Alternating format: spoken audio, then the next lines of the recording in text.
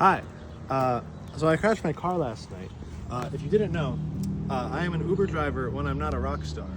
And so I was on M59 at like 1 or 2 a.m. or so, and I'm going through, I have 3 passengers in my car, which first off, the extent of this drive was like pretty crazy. I pull over to pick them up.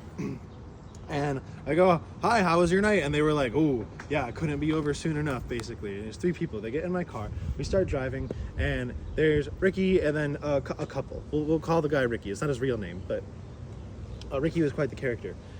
Ricky was, just saying all sorts of weird stuff, and throughout the car ride, the other 2 people would go, Ricky, shut up, because he was just saying a bunch of stuff that I don't know much about the situation, but it sounds like wherever they came from was a pretty crazy place. But anyways, we're on M59 in Pontiac. We're going north, middle of the night. I'm cruising, I'm driving like this. I'm just kind of going my way. And had I turned to look out my window, I would have seen a deer running across the highway at me. But I didn't think to go, yeah, let me look out the window. I was thinking, I'm gonna look ahead at the cars in front of me to make sure I don't, no one hits their brakes, I don't hit them or anything like that. So then, bam, out of nowhere, I hit this deer. The deer destroys the front end of my car, as you can see. And this car is kind of like, it's kind of like my life. I just did 2 tours in this car with 2 different bands, 2 weekends, the last 2 weekends. And then I Uber drive. So it's pretty imperative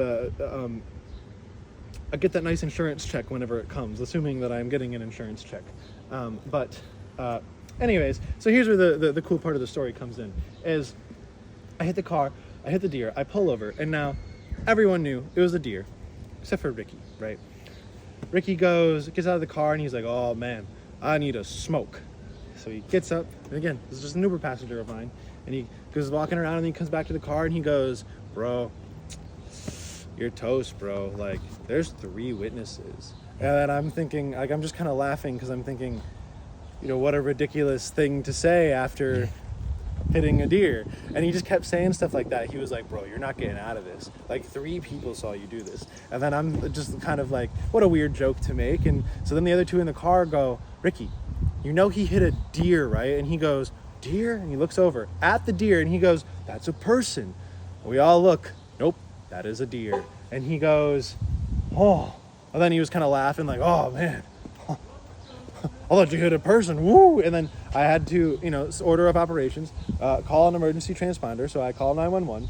I then call Uber support, and I'm just kind of like, hey, this is what just happened. And then they filed an insurance claim for me and all that stuff. And then, they just tell me to call them back when the police officer arrives, and I have the incident number. And so I do all those things. But when I get off the phone with 911 and they said they're going to send an officer, immediately Ricky's like, oh no, man, I can't go back to jail. And I'm just like, you're not going back to jail. You're a passenger in my car. And then he goes, okay, before they cops get here, I just got to know, no one in this car has a warrant out for their arrest, right? And everyone was kind of like, what? No. And of course the other 2 people in the car are like, Ricky, shut up. And this is just kind of humorous to me. I've just been in this traumatic situation with 3 people at the same time, and Ricky's doing all sorts of crazy stuff. He's like, yeah, bro, I think my neck hurts after you hit that deer. And he was like, kept saying like, I'm gonna get so much money out of this. And I said, well, who are you gonna sue? Who? I didn't hit another person. No one hit us. It's a deer. And like, the airbags didn't even go off. I was going slow enough when I hit this deer that the airbags did not deploy. The car is drivable, okay? Like, this whole stuff, like, yeah, that sucks. I can turn. I can get up to 70 miles an hour. I can still drive the car. It's just a lot of body damage. This guy's neck is fine. Because at first it sounded serious. But then as the night went on, he kept going, yeah, bro, I don't know. I think my neck hurts. Like, it was just getting freaking crazier and crazier. And when the officer finally arrives, he is coming up and he's like explaining what's happening. He's like, hey, I got to go put the deer down so it doesn't get up and cause another accident and stuff like that. So I'm going to go do that. And so before the officer leaves my window to then go tend to the deer, Ricky goes, hey, officer, is it okay if I get out of the car and go over there and have a smoke? I promise I'm not going to run or nothing. And I kind of face palmed because I'm like, number one, there's nothing for you to be running from.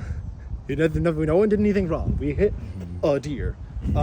He's there to like check out the situation on the deer. But I was also thinking like, man, like if I was a police officer and someone said, I won't run, I promise. You know, that would have immediately been a red flag to me. Because think about when you're a kid and you get called to the principal's office, and the principal goes, or you try to say like, oh, hey, can I go use the bathroom? And then you say, yeah, I promise I'm not going to just like dip on school property and go home. It's kind of like the same thing. The principal's not going to trust you anymore. But anyways, this cop was like, weird. Okay, yeah, whatever. And then went in to go kill the deer. And now mine and Ricky's morbid curiosity, we're looking out the window. And we're watching, and so every thought that I had inside that I would say, you know, these are my inside thoughts, Ricky was saying these thoughts out loud.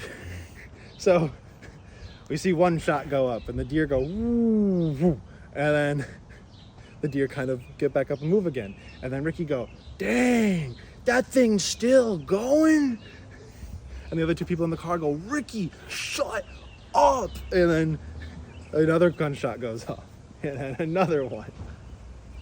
And then the deer finally stops, and then the cop comes to the window and he's like, yeah, finally got it, you know, we had to shoot it 3 times for it to go down. And then Ricky goes, dang, that deer must have had superpowers if you had to shoot it 3 times. And the cop goes, I don't know if the cop was like thinking that maybe Ricky thought that he was lying to him or whatever, but the cop goes, yeah, well, no, trust me, I definitely hit the deer. I have a red dot on my gun, so like it's got a laser, right? So like I saw it, but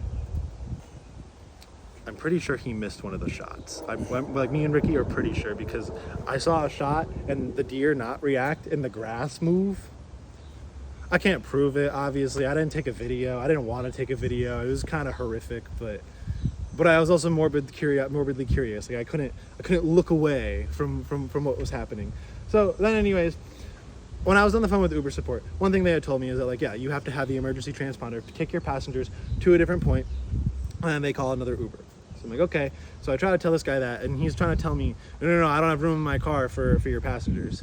And I'm thinking, the whole time I'm thinking, don't police officer cars have, you know, a row in the back where you can fit 3 people? Mm-hmm. Like, is there a dog in his car? Like, why can he not fit them? So he goes, let me call my deputy. He calls the deputy. Deputy comes over. Those two are talking for a little bit.